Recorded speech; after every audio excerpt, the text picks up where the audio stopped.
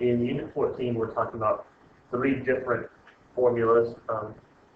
The first one is the Pythagorean Theorem, which we'll do in part 1, which applies to triangles, and then we'll do the distance formula and the midpoint formula in part 2 and part 3 that deal with lines. So part 1 is all about the Pythagorean Theorem. Pythagorean Theorem, the first thing you need to make sure you write down is that it only applies to right triangles. So right triangles, if you remember, are triangles that have a 90-degree angle. The Pythagorean Theorem only applies to right triangles. So this equation right here is the Pythagorean Theorem. A squared plus b squared equals c squared. What that means is that if you square the 2 legs of the right triangle and add them together, it'll give you the square of the hypotenuse. So as a reminder, I've labeled the 3 different sides of this right triangle. So the big thing that you need to understand is that the hypotenuse is the length that is across from the right angle. So if you see the right angles here in the corner, the hypotenuse is this side that's across from it. The hypotenuse is also the slanted side, you can think of it that way, and the hypotenuse is always the longest side in a triangle. The legs are the 2 sides that form the right angle. They come together to form the right angle. And we label the legs A and B. It does not matter which one's A or which one's B. Usually you'll label the smaller one A and the longer one B, but it does not really make a difference. And then the hypotenuse is C. You have to make sure that the hypotenuse is labeled C or else the theorem won't work. So let's look at how we use this. The first example, say, find the unknown length in simplest form. So for these first 2, we're finding the hypotenuse. We're finding the longest one. We're finding the slanted side. So I'm going to go ahead and label my shortest side A, the next one B, and then my hypotenuse C, so I can plug it into our equation, which is a squared plus b squared equals c squared. So now I just replace my side length into the equation. So I'm going to replace A with 6, so I'll have 6 squared plus 8 is B, and then x is C, that's what we're looking for. So 6 squared is 36, 8 squared is 64. When we add those together, we get 100. So we get 100 equals x squared. Now we're trying to find the unknown length, which is x, not x squared. So to get x by itself, we're going to square root both sides. This one works out pretty nice. The square root of 100 is 10. So we get that x equals 10. Now, I didn't put any units on here. I didn't put inches, feet, centimeters, anything like that. But anytime we're measuring something, we have to have a unit with it. So we should say that it's 10 units and not just 10. All right, I'll let you guys try that second one to the right. On the bottom it says finding the length of a leg. So for these 2 examples, we have the hypotenuse and we have one of the legs, so we've got to find the other leg. So we're going to start by labeling the sides that we have. So 36 is C, it's the hypotenuse. I'm going to call 28 A, which means I'm looking for B. Again, plugging into the equation A squared plus B squared equals, I can get my wrist to work, equals C squared. So for A, I'm going to plug in 28. I don't know what B is, so I leave it B. And then I'm going to replace C with 36. So 28 squared is going to give me 784. I don't know what B squared is. And 36 squared is going to give me 1,296.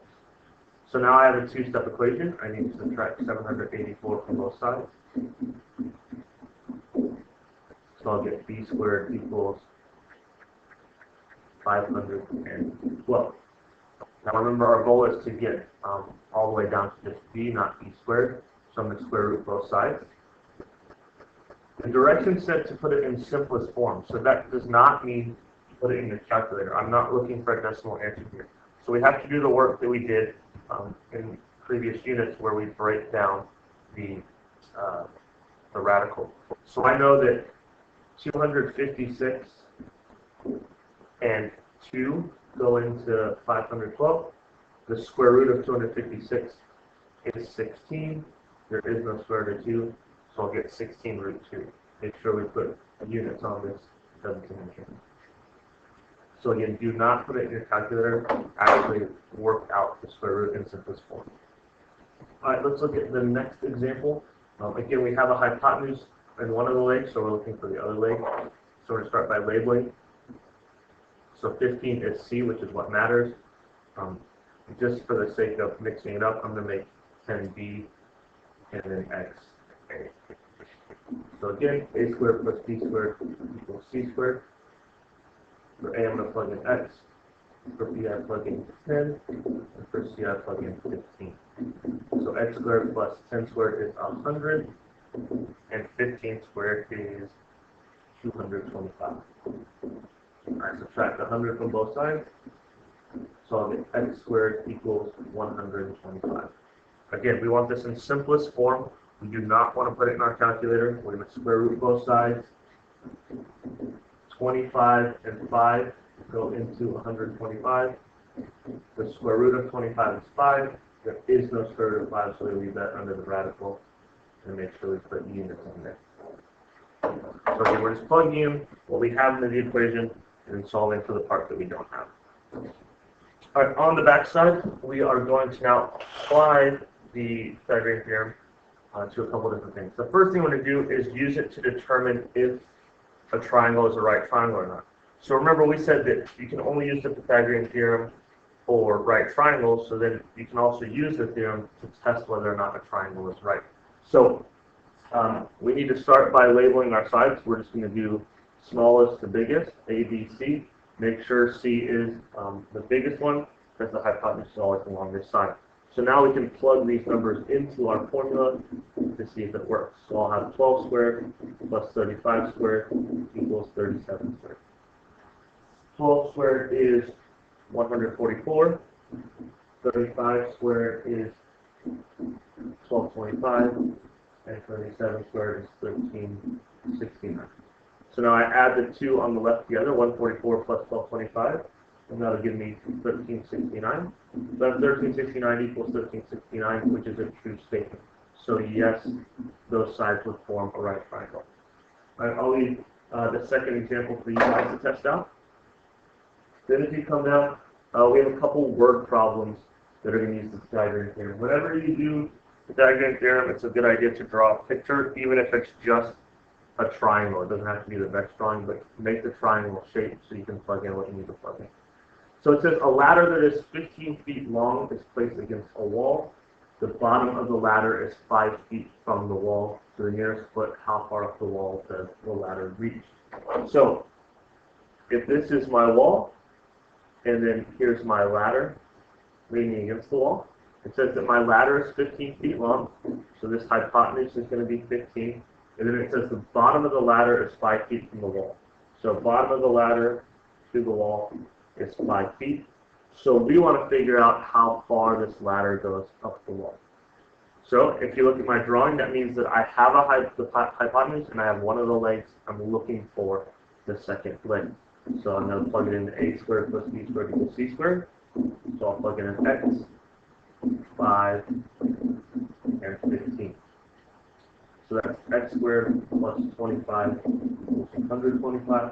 So I can subtract 25 from both sides, and I'll get X squared equals 100. I need to get X by itself, so I'm going to square root both sides.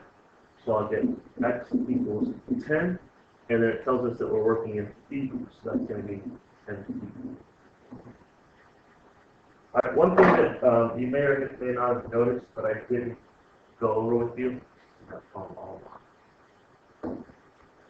Alright, so remix.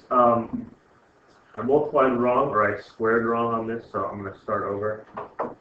So that's pretty embarrassing. So that's X squared plus 5 squared equals 15 squared. So that part was right.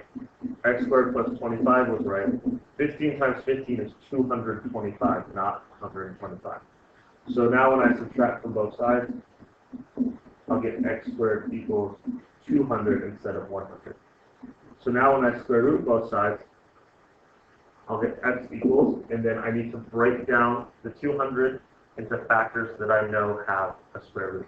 So 200 I can break down into 100 times 2. The square root of 100 is 10. 2 does not have a square root, so I'll get 10 root 2 units for my answer. And if you haven't noticed already, all of these answers when we take the square root, we're only taking the positive because we're working with triangles and distances, so we can't have a negative length or a negative hypotenuse of a triangle. All right, let's look at number 2. It says a television screen is a rectangle and its size is indicated by the length of a diagonal. So if you didn't notice that, when you have a TV, if you buy like a 60-inch TV, that's the distance from one corner to the corner diagonal. So it says a 42-inch television screen is about 21 inches high. How wide is the screen to the nearest inch? So pretend that that's the rectangle, and then my diagonal is the 42 inches.